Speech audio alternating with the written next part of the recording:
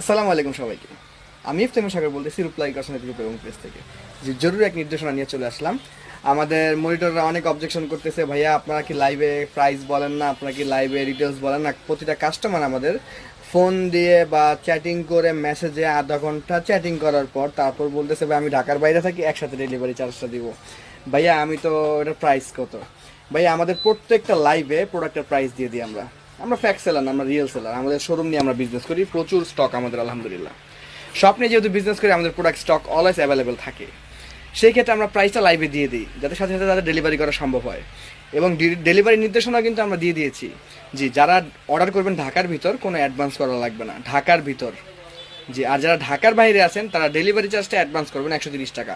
আমাদের বিকাশ নাম্বারটাও কিন্তু ডিসপ্লেতে আমরা দিয়ে দিই সবসময়, আপনার যাতে কষ্ট না হয়, বুঝতে না হয়।